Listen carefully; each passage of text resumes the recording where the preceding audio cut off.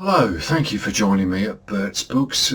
Just a bit of a check-in, I suppose, an unscripted check-in, seeing how it's been a few weeks and what a time we're living in. Yeah, I'm surprised, actually slightly surprised, I've not had a resurgence of views on a video I suppose is about 4 years old now, dealing with a title, The Hell Candidate, by Thomas Luke, which was Graham Masterton, I believe, writing under a pseudonym. Anyway, I won't get into this too far, but yes, I did kind of semi-expect a slight revival in views on that one. However, YouTube, again, is doing its thing. If it builds you up and then it kills you on the views. I thought I was kind of doing okay again a few weeks ago, and it's like they turn a tap on and off. And I don't know, does anyone else kind of watch those videos, hey, how to boost your views, the things you're doing wrong? And are any of those people reliable? Are any of those people whose advice you should? Because I watched one of them. I did a couple of things in my settings and my views. I mean, they'd kind of already died, I suppose, to be fair, but they didn't recover. So anyway, what do? You press on. So I won't dwell on it too far. Yes, like I say, it's been a few weeks. On a positive side, someone did buy me a coffee. Someone bought me a coffee, which, I'd kind of forgotten that account was there, and then sort of randomly checked. Oh, okay. So, Paul, thank you very much. Much appreciated. Nice to get a little positive kind of boost like that. So anyway, I've not been completely idle with the reading and the picking up second-hand books in the last few weeks. There's probably more than I can fit in one video on that front. I'll just do the basic what I've found recently here. So to start off with, you can always depend on the second-hand, whether for clothes or books or something. There's always something in the charity shops near here. So to start with, has the classic look of one of those, dare I say, cheapy 90s anthologies, and it is. It's actually quite a bulky one. The foreword argues that for some reason zombies never quite made they're not terribly well represented in literature when you could stack them up against vampires or other forms of supernatural menace. Zombies haven't, I suppose they're better represented in disgusting early 80s Italian films than they are in literature. And it's not a genre. I'm a bit of a casual dabbler with that genre. I can only go so far with it. I think I've got the DVD of the one with a shark fight. What's that one called? Is it just called? So I forget. Someone I know knows the actor from this guy. It was revealed to me a few weeks ago. A chap I know is quite chummy with Ian McCulloch, not Echo and the Bunnymen Ian McCulloch, but zombie film actor Ian McCulloch. He's kind of encouraging me to go along to some or other events where the fella is likely to show up. So maybe, but anyway, I'm rambling. Here we have someone. Which book company was this? Paragon. I don't know if they were the original publisher, but anyway, so someone took it on themselves to redress the lack of representation in literature that zombies have had. So there's not edited by Stephen Jones. Paragon Books.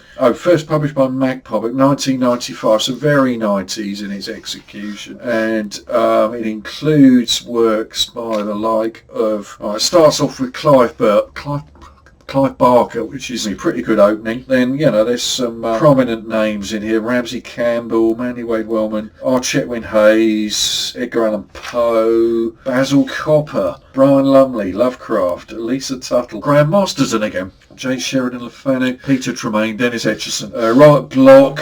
Actually, not a bad roll call there. So probably worth persevering with this one. I've never encountered this one before, but the cover's not quite up to the quality of kind of 80s VHS splatter art, but it's nice that someone made the effort. Next, now, his books seem to be a little difficult difficult to get hold of. I don't know if someone found another box or a crate of these and they went out onto the market and the price went down again, but I'm so tempted just to say Ted. It's T-E-D Klein, I suppose. Can we say Ted? I just want to say Ted. The Ceremonies. I did read this in the 90s. Now, it's a name I know through a couple of years ago. I did one covering a 80s vintage Lovecraft tribute anthology, New Tales of the Cthulhu Mythos, edited I think by Ramsey Campbell, and there was a T.E.D. Ted Klein story in that one, which was the story Black Man with a Horn, which was one of the better stories in it, I thought. Anyway, Ceremonies, I read a long time ago. I don't remember a whole lot about it. It's one of those big thick books. It concerns itself that sort of area. I say an area of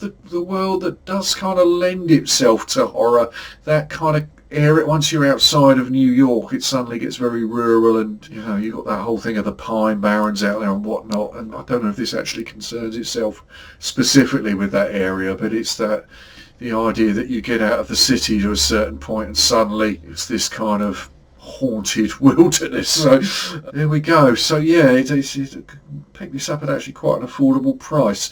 So nice to see it again. I look forward to revisiting. It's been 30 years or something. Next, now I picked this up purely on the strength of the title and the illustration. I assumed it would be one of those kind of creepy creature horrors, like books like Gila Monster or various bug-related titles, scorpions, whatnot. There's no kind of supernatural oddness or anything about the story here.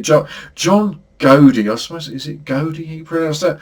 I think he's the author behind The Taking of Pelham 1, 2, 3, if I've got that right. Anyway, similar to that, this is New York based, and weirdly this gave me this flashback. It concerns itself with a black mamba that gets loose right in Manhattan, which gave me an instant flashback to the kids' book. I don't know what year I'm thinking now, 1970 something. The Escaped Black Mamba, which was it's one of those kids' books, Quentin Blake illustrations. It was an Arabelle's Raven story. I don't believe there actually was really a black mamba in it. There is in this. It's a very real black mamba. It makes its way to New York. I think a sailor has picked it up in a card game or something, and then he heads back on shore a bit drunk, and I think he aims to, I don't know what he's doing with it. I think he aims to kind of freak his wife out with it or something. He gets into a fight late at night in Central Park, which at the time of writing, I think it's set in the late 70s or early 80s. Central Park was quite a dangerous proposition back then.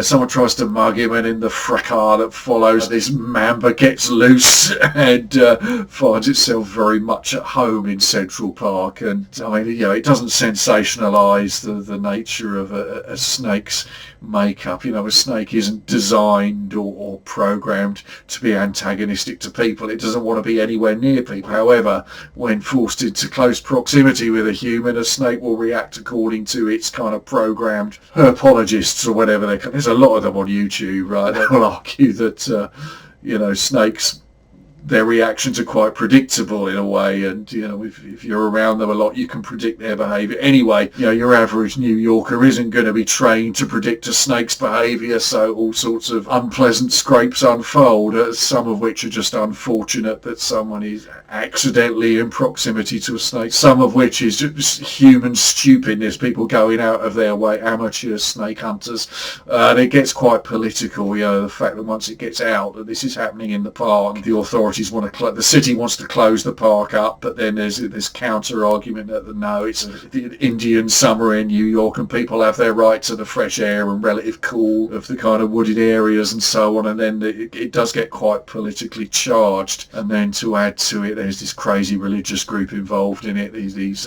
demented batch of god botherers get mixed up in it. So it's not a bad little sort of reptile themed thriller. If you're scared of snakes, you might enjoy it all the more. I don't know, but anyway, not a bad one. Anyway, last off, now I don't think I've seen a Herbert Castle book since I was 13 or something, and that's the age when these looked like the sort of book you want to keep but not let your mum find out you had, right? These are, I associate these with, how can I put it, literature that's conducive to an act of self-pollution, to acts of beastliness, torrid acts of beastliness. It's one of those kind of sexified 70s or early, I forget, 70s period thrillers. So dirty movies, of which didn't even to give you the plot. It concerns, I mean, I suppose the 70s was that period where porn went overground. It's